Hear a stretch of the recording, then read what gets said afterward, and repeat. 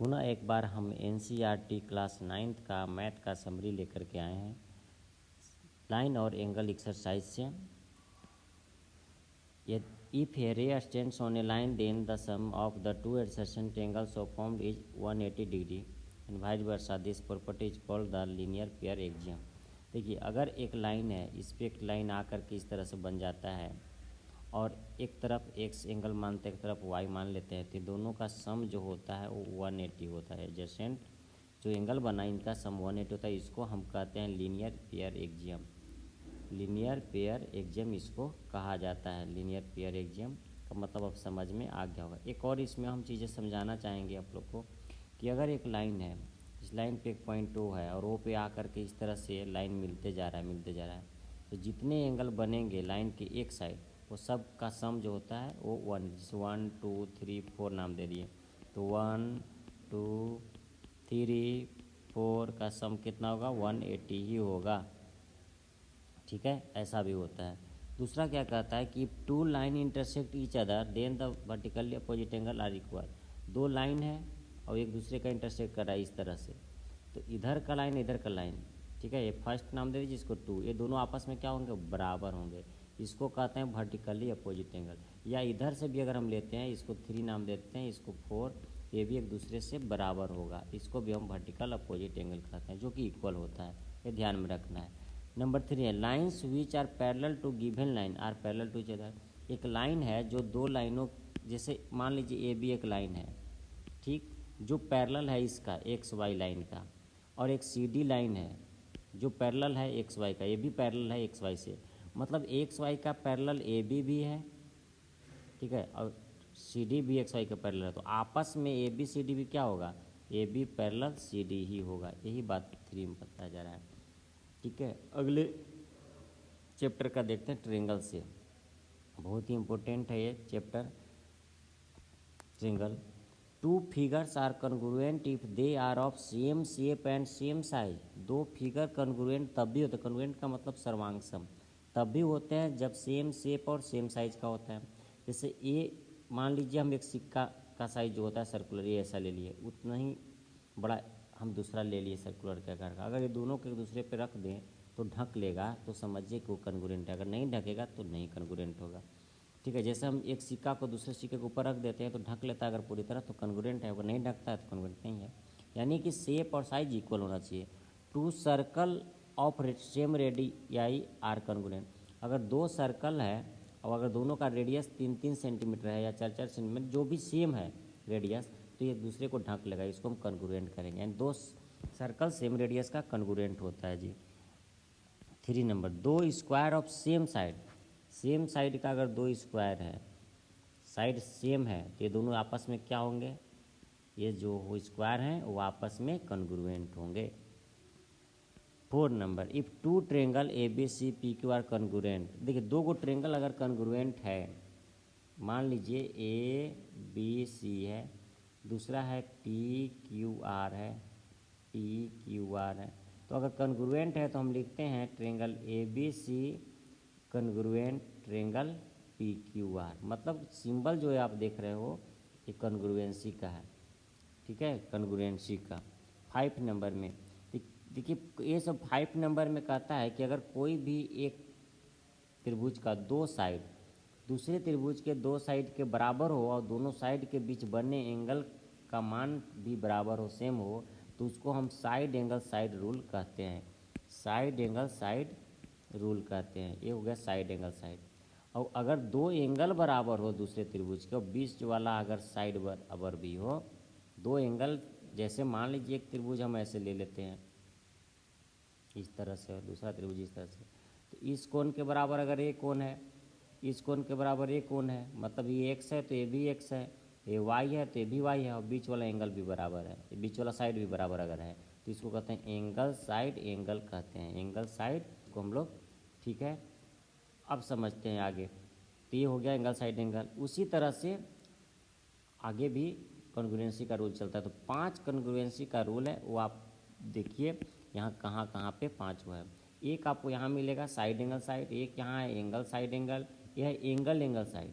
किसी दो त्रिभुज में अगर एंगल एंगल और साइड इक्वल हो लगातार होना चाहिए, एंगल एंगल फिर साइड, तो समझिए कॉन्ग्रुएंस है। फिर एक और है एस एस एस, अगर तीनों साइड दूसरे त्रिभुज के तीनों साइड के बराबर है तो कॉन्ग्रुएंस होगा। एक होता है R H S, R H S समझिए, फिर से आर एच एस को समझ लीजिए। जैसे एक हम समकोण त्रिभुज बना दिए, ठीक, दूसर का भी समकोण त्रिभुज बना दिए, एक है ए बी सी और दूसर का है पी क्यू आर, है ना। तो इसका हाइपोटेनस ए सी जो है इसके पी आर के बराबर है और राइट एंगल दोनों है ये है, और ये को कोई भी साइड मान लीजिए कि ए बी साइड जो है वो बराबर है पी क्यू के, तो ये साइड हो गया, ये हाइपोटेनस हो गया और ये राइट एंगल को हम आर कहेंगे। तो आर एच एस से ये क्या कहलाएगा, कॉन्ग्रुएंसी रूल ना, आर एच एस कॉन्ग्रुएंसी, ये 5 कॉन्ग्रुएंसी का रूल है जी। चलिए अब हम 8 नंबर भी देख लेते हैं। Angle opposite to equal side of triangle are equal, अगर कोई भी त्रिभुज है, हम एक ही में हम दोनों समझा देते हैं 8 को और 9 को, आप समझिए। अगर ए बी बराबर है ए सी का, तो ए सी के सामने का कोण यानी बी, ए बी के सामने का कोण यानी सी आपस में बराबर हो। मतलब अगर दो साइड बराबर हो तो दो कोण भी बराबर होगा, कौन वाला, सामने वाला। इसका मतलब है कि अपोजिट जो एंगल होगा इक्वल साइड का वो इक्वल होगा। अगर एंगल इक्वल है तो साइड भी इक्वल होगा, वही दोनों चीज़ें हैं कि अगर इक्वल एंगल बना रहा है त्रिभुज में दो कोण अगर इक्वल है तो उसके सामने का साइड भी इक्वल होगा, अगर साइड इक्वल है तो कोण इक्वल होगा। ये 8-9 पॉइंट यही कहता है। 10 पॉइंट कहता है each angle of equilateral triangle is 60 degree. कोई भी अगर समबाहु त्रिभुज है तो 60 डिग्री होता है। कैसे होता है, तो चूंकि तीनों साइड बराबर है तो तीनों कोण भी तो बराबर होगा। सपोज करो x है तो 3x बराबर कितना हो जाएगा, 180 डिग्री, तीनों कोणों का योग, तो x बराबर हो जाएगा कितना, 60 डिग्री, इसलिए लिखा हुआ। 11 number, if 3 sides of one triangle are equal to 3 sides of another triangle then two triangle S S. ये तो बता चुके हैं। किसी भी एक त्रिभुज का तीनों साइड दूसरे त्रिभुज के तीनों साइड की इक्वल है तो क्या कर होगा, कॉन्ग्रुएंस होगा, S S S congruency rule से। आगे बढ़ते हैं। क्वाड्रिलेटरल, एक क्वाड्रिलेटरल क्या होता है, चतुर्भुज।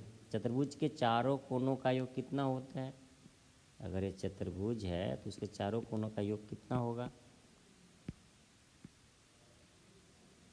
360 डिग्री होता है ना। ए बी सी डी, ये स्क्वायर है, चारों कोनों का अगर हम जोड़ देंगे तो 360 डिग्री होता है, सबको मालूम है 360 डिग्री, ठीक है। पॉइंट क्या कहता है, ये diagonal of parallelogram divides into 2 congruent triangle. अगर कोई पैरेललोग्राम है, कोई भी पैरेललोग्राम है, इस तरह से मान लीजिए कि ये पैरेललोग्राम है, इस तरह का पैरेललोग्राम है, ठीक, तो इसका जो डायगोनल होगा इस तरह से, तो डायगोनल एक डायगोनल बनाइए तो एक ये त्रिभुज बन गया, एक ही बन गया, दोनों आपस में क्या होगा, कॉन्ग्रुएंट होगा। यानी कि डायगोनल दो भागों में जो पैरेललोग्राम है उसको बांट देता है त्रिभुजों में जो कि कॉन्ग्रुएंट होता है।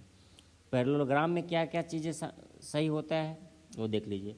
अपोजिट साइड्स इक्वल होते हैं, अपोजिट साइड का मतलब ऐसे इक्वल होंगे, इधर वाला इसके बराबर होगा, और अपोजिट एंगल भी इक्वल। अपोजिट एंगल का मतलब कि अगर हम नाम दे देते हैं इस तरह से, इस तरह का अगर है तो अपोजिट एंगल का मतलब होता है नाम दे करके कि सामने वाला, जैसे ए है, बी है, सी है, डी है, तो ए के बराबर सी होगा और बी के बराबर डी होगा, ये बराबर होगा, ये कहता है अपोजिट। और डायगोनल्स बाइसेक्ट कीजिए। अगर डायगोनल को हम बात करें तो डायगोनल जो है एक दूसरे को बाइसेक्ट करते हैं, यानी वो नाम दे देते हैं, वो पर कटते हैं, तो ओ बी बराबर ओ डी होगा, ओ ए बराबर ओ सी होगा, मतलब बराबर बराबर भागों में डिवाइड कर देता है, ठीक है। डायगोनल जहाँ इंटरसेक्ट करता है तो डायगोनल दो भागों में बढ़ जाता है। 3 नंबर, डायगोनल्स ऑफ रेक्टेंगल, मतलब आयत का डायगोनल जो है bisect each other and equal and vice versa, bisect करता है ईच अदर, और जो डायगोनल होते हैं वो इक्वल होते हैं।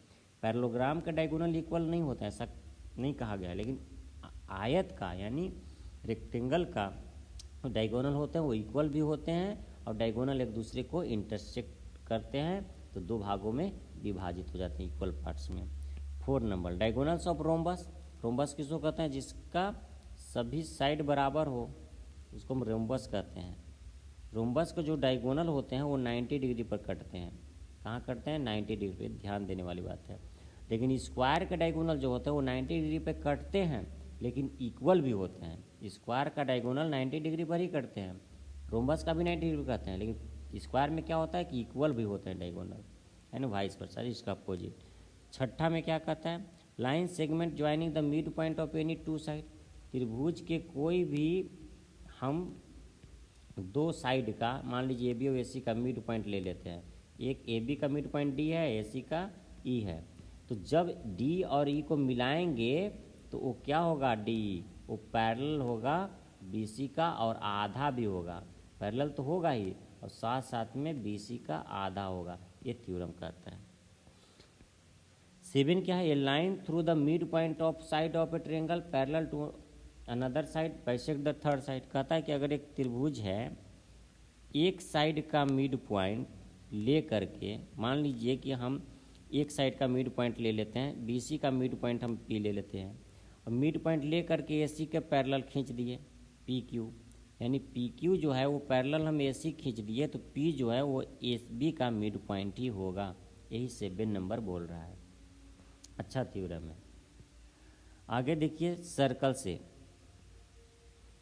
ए circle is collection of all points in a plane which are equidistance from a fixed point in the plane. एक प्लेन में बहुत सारे पॉइंटों का कलेक्शन है जो कि एक फिक्स पॉइंट से समान दूरी पर होता है। ये सारे पॉइंट जो आप देख रहे हैं ऐसे डॉट डॉट बनाए हैं, ये सब जो है ये एक पॉइंट है जहां हम वो नाम देते हैं, वहां से समान दूरी पर है, तो इस दूरी को हम आर कहते हैं। तो ये जो बना आपका आकृति, ये जो लोकस बना, ये सर्कल होता है जी। इस जो नीचे सेंटर देख रहे हैं वो वहाँ से उस पॉइंट, जितने सारे पॉइंट लेंगे सबकी दूरी सेम होती है, इसको हम रेडियस कहते हैं। तो सेंटर समझ में आया होगा। अब दूसरा क्या कहता है, इक्वल कॉर्ड ऑफ सर्कल। अच्छा, सर्कल की बात करें तो देखिए लेते हैं हम इस तरह से। अब कॉर्ड क्या होता है, सेंटर ओ ले लेते हैं, ये देखिए ए बी कॉर्ड है, ठीक। एक और हम कॉर्ड ले लेते हैं, मान लेते हैं सी डी, ये दोनों इक्वल है, लंबाई में इक्वल है, तो जो कोण बनेगा सेंटर पर वो भी इन दोनों के द्वारा वो भी इक्वल ही होगा, यानी एंगल ए ओ बी बराबर एंगल सी ओ डी ही होगा, यही बोल रहा है point 2। Equal chord of circle subtend equal angle at centre पे इक्वल एंगल बनाता है। 3 क्या कहता है, if the angle subtended by 2 chord at the centre are equal, तो कॉर्ड आर इक्वल। जस्ट इसका उल्टा, अगर कहता है कि अगर एंगल इक्वल हो तो कॉर्ड इक्वल हो जाएगा, और अगर कॉर्ड इक्वल हो तो एंगल इक्वल हो जाएगा जो सबटेंड हो रहा है सेंटर पे, तो ये दोनों एक दूसरे के वाइस वर्सा है। 4 number, the perpendicular from the centre of a circle to chord bisect chord. कहता है कि अगर कोई भी सर्कल है उसके सेंटर से कोई भी कॉर्ड पे, जैसे ये भी एक कॉर्ड है, इस पर अगर हम परपेंडिकुलर डाल दें तो इसको 2 भागों में बांट देता है, ठीक है। अगर परपेंडिकुलर डाल दिए हम ओ पी तो क्या होगा, ए पी बराबर पी बी हो जाएगा। ये पॉइंट नंबर कहता है 4। The line drawn through the centre of a circle bisect chord is perpendicular to chord. कहता है कि लाइन ड्रॉन थ्रू सेंटर से अगर लाइन खींचते हैं जो कि बाइसेक्ट करता है कॉर्ड को, तो वो क्या होगा, परपेंडिकुलर होगा, यानी जस्ट इसका उल्टा। अगर परपेंडिकुलर ड्रॉ करते हैं तो 2 भागों में बांटेगा, और अगर 2 भागों में बांटेगा तो परपेंडिकुलर होगा, जस्ट इसका उल्टा है, यानी 4, 5 एक दूसरे का वाइस वर्सा।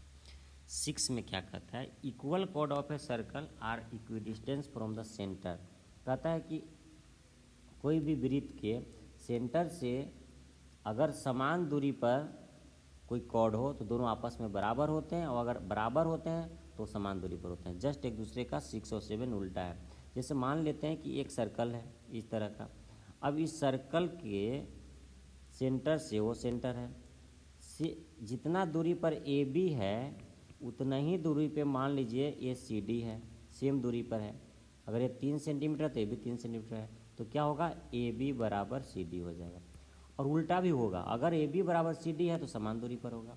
मतलब है कि समान जीवा केंद्र से समान दूरी पर होता है, और समान दूरी पर जो जीवाएं होती हैं वो आपस में बराबर होती हैं। ये बातें 6, 7 में बताया गया। 8 क्या कहता है, if 2 arc of circle are congruent तो then their corresponding chord are equal. मतलब कि आर्क किसको कहते हैं वो फिर से समझ लीजिए। आर्क की बात कर लिए तो कॉर्ड और आर्क में क्या फ़र्क पड़ता है वो समझना है, ठीक है। जैसे मान लीजिए सेंटर है, हम यहाँ से ए बी लाइन खींच दिए जो कि एक कॉर्ड कहलाएगा, लेकिन इस रास्ते से अगर हम चलेंगे जो कि परिधि के हिसाब से ए बी के ऊपर ऐसे इस तरह का सिंबल दे देंगे तो ये एक आर्क कहलाता है। और अगर हम इस पे नहीं देंगे, हम केवल ए बी लिख देते तो कॉर्ड कहलाता है। तो ये आर्क कहलाएगा और एक कॉर्ड कहलाएगा। तो समान आर्क जो है सेंटर पे समान कोण बनाता है और जो कॉर्ड होता है वो भी समान होगा, ये चीज़ बताया जा रहा है। ठीक है, आगे बढ़ते हैं हम 9 में। Congruence arc of circle subtend equal angle at centre, यही बात है। यानी कॉन्ग्रुएंट मतलब जैसे एक मान लीजिए हम सी डी भी ले लेते हैं, सी डी, तो सी डी वाला आर्क जो है वो दोनों कॉन्ग्रुएंट है, मतलब ए बी आर्क और सी डी आर्क क्या है, कॉन्ग्रुएंट, मतलब दोनों जो है से समान है। तो जो एंगल सबटेंड करेगा सेंटर पे वो भी क्या होगा, इक्वली होगा। यानी ए ओ बी बराबर हो जाएगा सी ओ डी, ये इक्वल होगा। इस थ्योरम का मतलब ये है, एंगल ए ओ बी बराबर एंगल सी ओ डी। यानी समान आर्क तो समान एंगल बनाएगा, समान कॉर्ड तो सो भी समान एंगल बनाएगा सेंटर पे। 10 number, the angle subtended by the arc eight the centre is double in angle subtended bye it any point on the remaining part of the circle. Centre पे जो भी बनाएगा, जैसे देख लीजिए यहाँ एक पी क्यू जो है वो कॉर्ड है, ए बना रहा है यहाँ पे मान लीजिए ए एक्स कोण, तो यही पी क्यू कहीं भी बनाएगा, मान लीजिए जैसे यहाँ बना रहा है पी ए क्यू ए पर, तो ये आधा होगा सेंटर पर वाला कोण से। यानी केंद्र पर का कोण परिधि पर कोण से दुगना होता है। अगर हम बोल दें कि अगर एक्स का वैल्यू यहाँ पे 100 डिग्री है तो ये ऊपर वाला जो एंगल एक बन रहा है x/2 यानी 50 डिग्री हो जाएगा।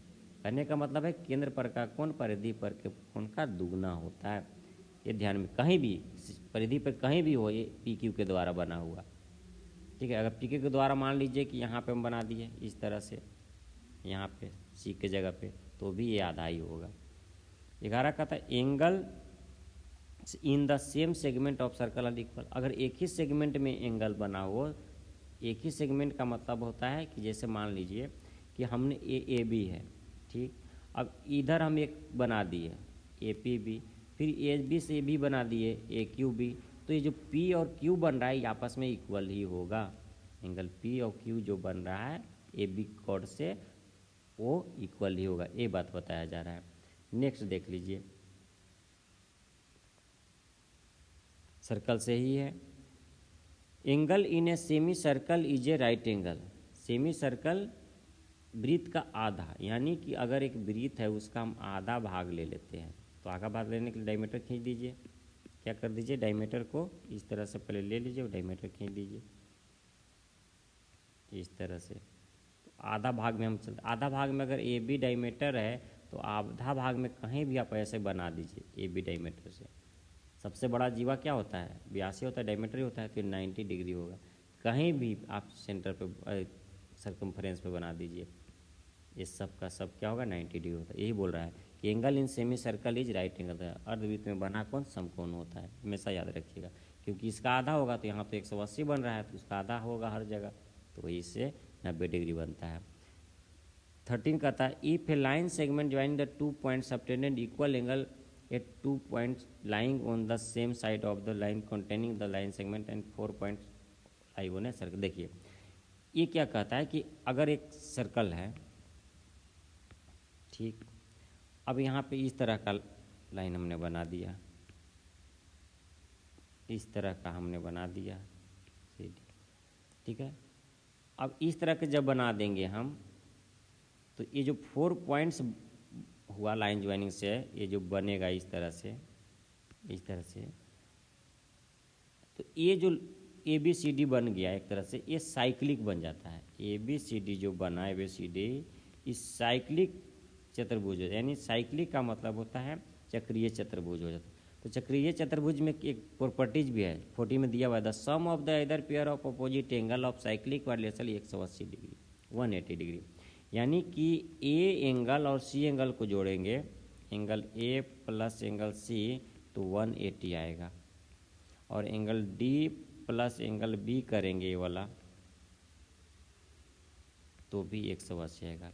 मतलब इसके बरा और ये बी और डी को जोड़ेंगे तो भी 180 और सी को जोड़ेंगे तो भी 180 डिग्री होगा। और अगर ऐसा अपोजिट करेंगे, मतलब अगर साइक्लिक है तो 180 होगा, और अगर 180 होगा तो साइक्लिक हो जाएगा। ये 15 में दिया हुआ है। तो साइक्लिक का मतलब हुआ कि ऐसा चतुर्भुज जिसके चारों शीर्षों से एक वृत्त गुजरे, ऐसा चतुर्भुज जिसके चारों शीर्षों से एक वृत्त गुजरे, उसको हम चक्रीय चतुर्भुज। चक्रीय चतुर्भुज का गुण क्या है कि जो आमने सामने का एंगल है बी और डी, उसका सम 180 होगा। ए और सी है, इसका सम 180 होगा। बहुत ही बढ़िया है। हीरोन्स फार्मूला जो कि 9th में पढ़ना है, इससे भी रिलेटेड कुछ समरी देख लेते हैं। फर्स्ट में है curve surface area of cone. Cone किसको कहते हैं? शंकु को। इस तरह का फोटो बनता है। कर्व सरफेस एरिया में नीचे वाला नहीं आएगा, केवल कर्व वाला आएगा। तो इसका एच एल हो गया, तिरछक ऊंचाई, ये आर हो गया। तो पाई आर एल इसका जो होता है वो कर्व सरफेस एरिया होता है। संपूर्ण में क्या करते हैं, नीचे वाला भी ले लेते हैं, तो नीचे वाला का एरिया हो जाएगा पाई आर स्क्वायर, तो उसको जोड़ देंगे तो संपूर्ण में आ जाता है। अब स्फीयर गोला, गोला का रेडियस अगर आर है तो इसका संपूर्ण क्षेत्रफल क्या होगा? 4 पाई आर स्क्वायर। कर्व सरफेस क्या होगा, एरिया क्या होगा? 4 पाई आर स्क्वायर। यानी इसका 4 पाई आर स्क्वायर ही होता है, चाहे संपूर्ण हो, क्योंकि इसमें प्लेन होता ही नहीं है। लेकिन अगर हम हेमिस्फीयर कर दें इस तरह से, तो ऊपर वाला भाग जो है वो वृत्त बन जाता है। तो ऊपर वाला भाग का जो क्षेत्रफल हो जाएगा, इसका क्षेत्रफल वो पाई आर स्क्वायर हो जाएगा। अब इधर हो जाएगा 2 पाई आर स्क्वायर, तो जोड़ेंगे तो संपूर्ण में 3 पाई आर स्क्वायर आएगा। लेकिन अगर ये वाला बात करें, ये वाला पोर्शन, तो ये कर्व वाला कहलाता है, तो कर्व होगा 2 पाई आर स्क्वायर। कर्व में ये वाला भाग होगा जो नीचे हम दिखा रहे हैं, और ऊपर वाला भाग जो होता है वो अगर ऐड कर देते हैं तो 3 पाई आर स्क्वायर आ जाएगा टोटल। तो वो जगह ये इसमें कन्फ्यूज हो जाते हैं 5 नंबर में। देख लीजिए, total surface area of hemisphere 3 pi R square. Volume of cone, शंकु का आयतन क्या होता है? 1/3 पाई आर स्क्वायर एच। ये सब फार्मूले हैं, याद कर लेने होंगे। Sphere of radius 4/3 pi R cube. और वॉल्यूम ऑफ हेमिस्फीयर, अर्धगोला का अगर बोलेंगे आयतन, तो 2/3 पाई आर क्यूब। ये सब फार्मूले हैं जो कि याद करने होंगे। हीरोन फार्मूला भी आप लोग को मालूम होगा, वो क्या होता है वो भी आप देख लीजिए। हीरोन फार्मूला क्या होता है, आप लोग तो हीरोन फार्मूला को थोड़ा सा पढ़े भी हैं, ऐसे देख लीजिए।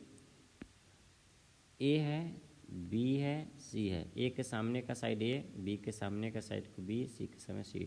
तो इसका ए से निकालते हैं semi perimeter, A plus B plus C by 2। अब क्या करते हैं कि एस ली करके एस में से तीनों साइड को घटाते हैं, S into S minus A, S into S minus B, S into S minus. इस सबको गुना कर दिए, चारों को गुना करने के बाद अंडर रूट चढ़ा देते हैं। अंडर रूट जब हम चढ़ाएंगे तो जो रिजल्ट आता है वो मतलब कि एरिया देता है। तो ये जो होता है ये एरिया का सूत्र हो गया। एरिया का मतलब क्षेत्रफल जो कि त्रिभुज के निकाल। हीरोन फार्मूला आप पढ़े हैं, हीरोन फार्मूला इसी को बोला जाता है। आइए आगे बढ़ते हैं।